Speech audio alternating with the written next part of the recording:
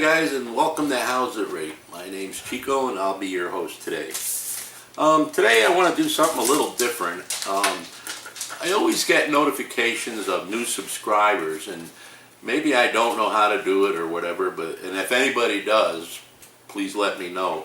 But sometimes I'd just like to respond and say thank you for subscribing. And I haven't figured out a way to do that. So I thought what I'd do is give a little shout out. So here we go. We got Skyhawk 1987 Turbo. Thanks for subscribing. Vera Colbert, Andrew Alt, and Jonathan Hubble. I hope I'm pronouncing your names right, but I just want to thank you for subscribing. So we'll try and do that in the future, because it's really nice of you guys to let me know that you like the channel, and I assume automatically that when you subscribe, you find it interesting. So today we're going to address a question that I've had throughout my entire career as a chef, and just recently some inquiries from people.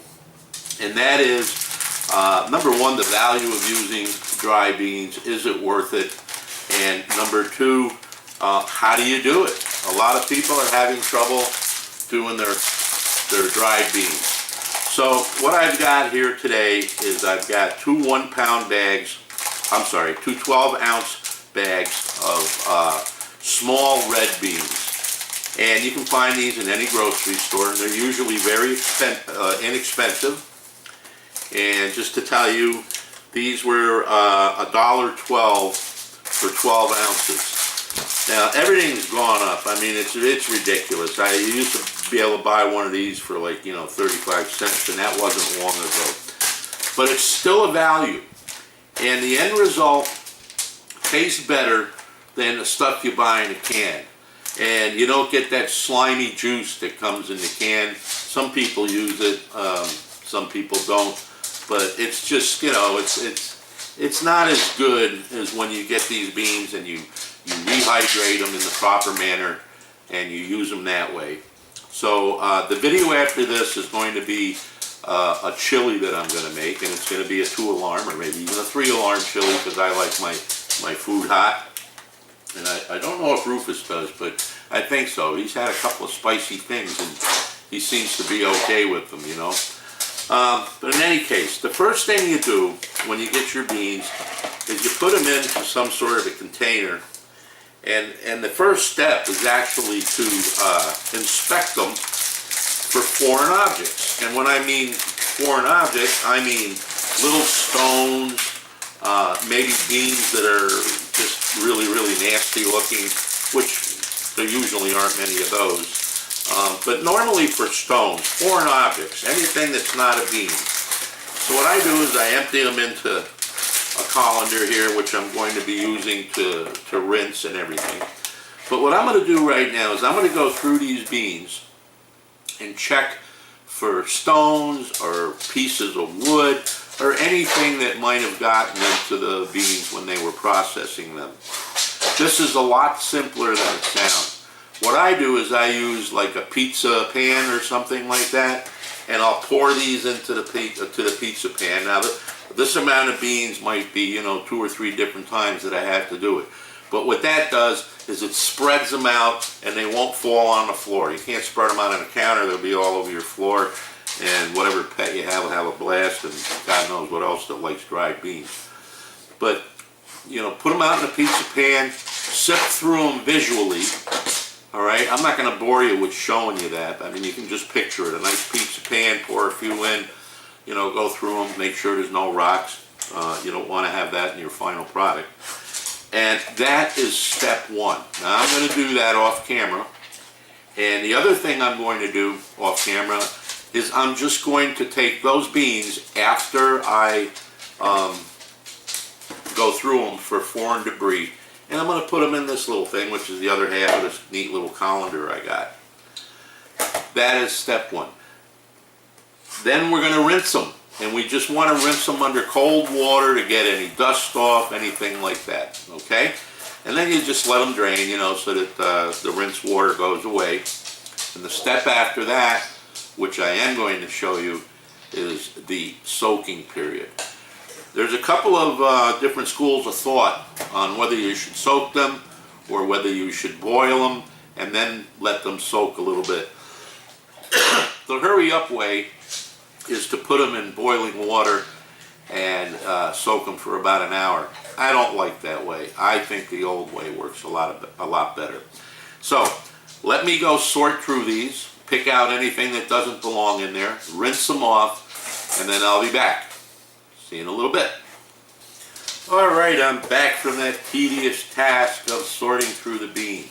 And I'm glad I did. There was a little stone in there. And it's not tedious. It only takes a minute. So I've got my beans here that have all been picked through. Very easy to do. And before we go any further, I just wanted to give you the nutritional factors on beans. Beans are very good for you. High source of protein. So they're very, very good for you. Nutrition facts. A serving size is 1/4 cup dry. So it's going to be a little bit more than that. They swell up pretty good when they're done and rehydrated. Servings per container here out of 12 ounces is about 9. So that's a pretty good deal. You can feed a pretty large family. All right, so calories are only 80, and those calories are from not fat. All right, they're probably from the carbohydrates, as we'll see. So the total fat is 0 grams, saturated fat is 0 grams, and trans fats are 0 grams. Cholesterol, 0 grams, and sodium is 1%. I don't know where that came from, but it's there. And the total carbohydrates are 23 grams. So they're high in carbohydrates, not good for the Atkins diet, and it's about 8%. Now here's where they're really good. Dietary fiber, 64%. And I'm all about dietary fiber. It's good for you. Now, we all know that beans have another little side effect called tutors. I call them tutors. And at this point, we're not going to be concerned with that, but there are ways to eliminate the unwanted side effects from beans, whether they be dried beans or canned beans.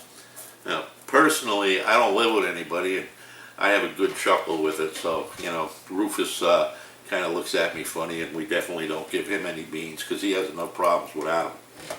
So here's what we're going to do. We're going to take our beans. I am going to be doing my beans later when we end up cooking them for good in my Ninja cooker because I'm going to cook them slow. But I'm also going to use that pot for my soaking, okay? So here I've got my rinsed and sorted beans, and there's 24 ounces of them. Bingo. In my pan, and that was a bean without its skin. And I've got enough water here to cover the beans thoroughly. It's important that you cover them thoroughly. You cannot use too much water, but you can definitely use not enough. What we want to do is rehydrate these beans. And the way we're going to do that is to let them soak for 24 hours. So they're going to absorb a lot of water. They're going to get nice and puffy and a little bit more tender, but not tender enough to be good for eating. So here we go. We're just going to add our water. And I've got plenty. Rather have more than not enough. Okay? Real easy. And I'm going to set these aside at room temperature. You don't have to refrigerate them. And we're only going to let them go for 24 hours.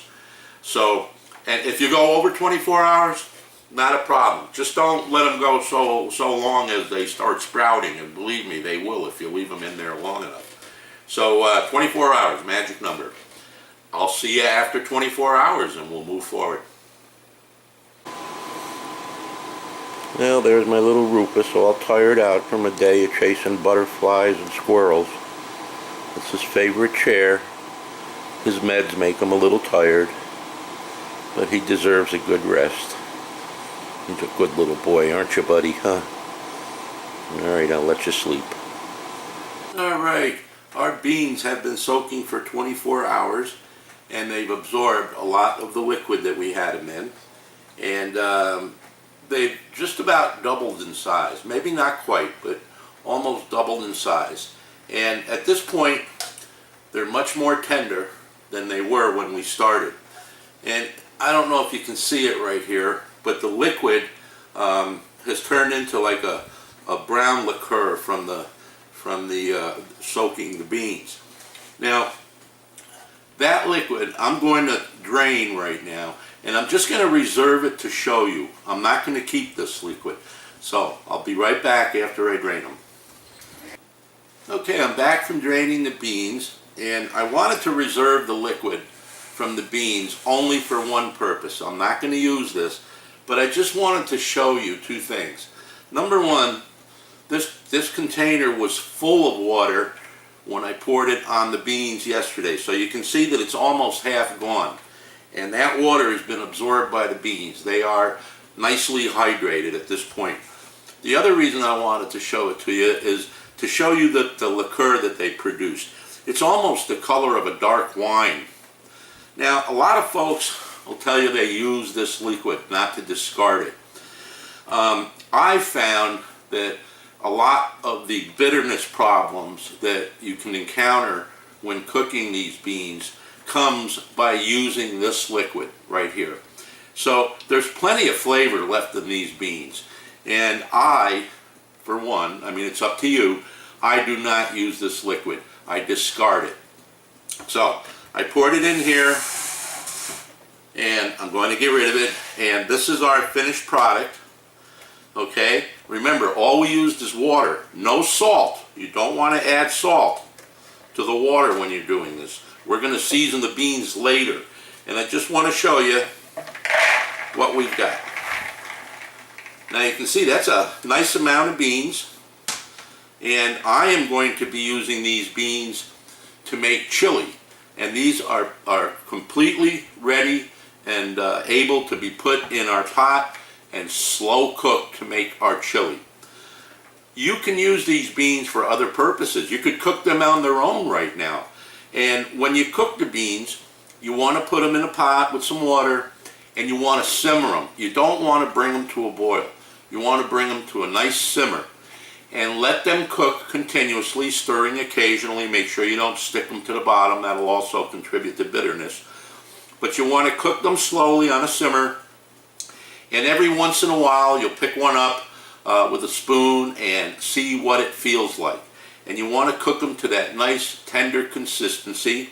They shouldn't all split and break apart while they're cooking. If they do, there's not really much you can do about it, except the hint is that you're probably cooking them too hard of a boil or too much of a simmer. So that's all there is to it, folks. And I've never had a batch of bitter beans. Whether I use them in chili or whether I use them for other dishes, they always come out nice, tender, and sweet. I hope you enjoyed this video, and stay tuned because I'm going to use these beans to make some 3-alarm chili that I'm looking forward to having. See you soon. Bye-bye.